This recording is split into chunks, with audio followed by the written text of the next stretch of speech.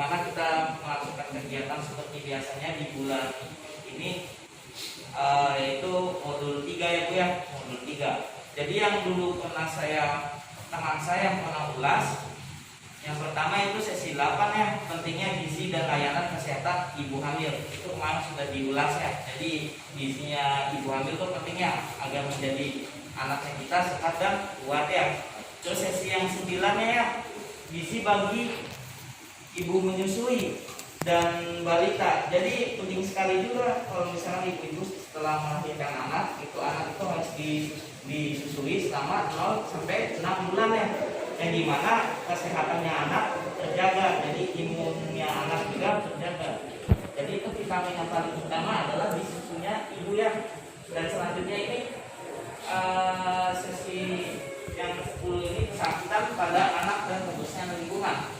Dan sekarang saya akan membahas. Jadi kesakitan pada anak dan kebersihan lingkungan banyak masalah yang apabila lingkungan kita tidak sehat, maka anak-anak akan sakit ya. Intinya sanitasi lingkungan ya. Jadi di sini ada beberapa contoh yang mengenai penyakit yang lingkungannya tidak sehat, yaitu seperti penyakit diare ya. Jadi akan timbul penyakit diare kalau lingkungannya tidak terjaga, tidak sehat. Dan yang selanjutnya akan menyebabkan nyamuk, malaria, penyakit menular juga. Nah, di sini saya akan membahas tentang diare. Diare itu ibu-ibu ya, jadi BAB, yang BAB itu jadi buang air besar yang keseringan atau tinjanya encer dan melebihi 3 kali dalam sehari ya. Ibu tahu atau bapak, apabila anaknya terkena diare, pencegahannya atau pengobatannya ada yang tahu? Cara pencegahan maupun pengobatannya ada yang tahu? Jika dia kan obat diare yaitu Oralit. Iya. Apabila parah maka akan dibawa ke puskesmas. Iya, betul sekali. Ya, terima kasih Bapak. Jadi diare itu kalau misalkan anaknya Bapak terkena diare, berikan Oralit ya. Oralit atau pengobatan yang lainnya yang dibawa ke Paskes, yaitu fasilitas kesehatan. Diare ini jadi terjadinya oleh bakteri ya. Bakteri ini namanya Bacteria Escherichia coli. Tapi diare ini Pak, Bu, penyakit angka balita yang besar ya. Sekarang AKB ini angka kematian balitanya besar, yaitu diare. Jadi cara mencegah diare itu harus memperhatikan gizi anak ya, menjaga kebersihan peralatan dapur. Itu yang saya bilang sanitasi lingkungan. Jadi sanitasi lingkungan baik di dalam rumah maupun di luar rumah.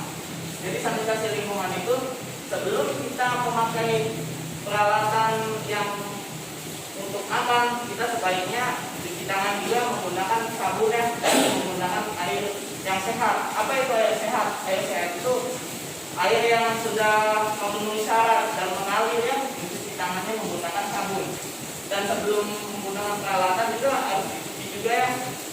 Makanan juga, apabila makanan rumah tangga yang sudah disediakan oleh ibu atau bapak harus ditutupi dengan wadah yang tertutup agar tidak terkena vektor. Vektornya yaitu vektor itu jenisnya lalat. Nah, lalat apabila lalat hinggap di makanan, maka di situ akan dapat menularkan diare. Ya. Nah, ini selanjutnya cacingannya. Cacingan akibatnya cacingnya parasit ya. Banyak jenis-jenis cacing belang, cacing cambuk, cacing tambang ya. Jadi penggunaannya, pencegahannya harus cuci tangan ya. Tangan menggunakan sabun. Dan selanjutnya sanitasi lingkungan. Kalau lingkungan tidak bersih akan menyebabkan malaria ya. Karena itu sekarang di waktunya musim hujan, kita harus mencegah dari malaria. Bagaimana cara pencegahannya malaria? Cara pencegahan malaria yaitu ada 3M ya, menutup, menguras, dan memukul barang-barang bekas yang sehingga menjadi dampak malaria itu sendiri ya. Jadi dalam musim hujan ini harus kita tahu juga kebersihan lingkungannya kita ya. Dan ini BPJS ya apabila mengenai anak-anak ibu sakit dampak dari diare dan malaria ya. Jadi kita harus penting ini STBM, sanitasi total berbasis masyarakat, itu STBM. Jadi stop STBM itu banyak, seperti stop buang air besar ya di sembarangan, 2 cuci tangan pakai sabun, 3 mengelola air minum dan makanan, 3 mengamankan sampah rumah tangga, 5 mengamankan limbah cair di rumah tangga. Ya, sampai situ ibu paham bu?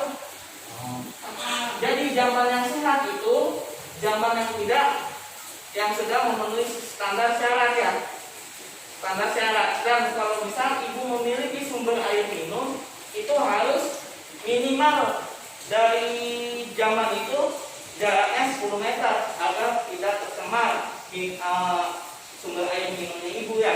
Jadi itu harus diperhatikan ya. Nah ini yang cuci tangan menggunakan sabunnya, sebelum dan sesudah makan harus mencuci tangan dengan sabun. Sebelum mengolah dan menghidangkan cuci tangan menggunakan sabun, dan sebelum menyusui juga. Sebelum memberi makanan bayi atau balita menggunakan cuci tangan dan sabunnya menggunakan air mengalir. Sampai di situ cukup bu?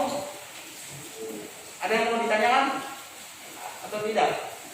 Tidak. Jadi ini peran tentunya kita.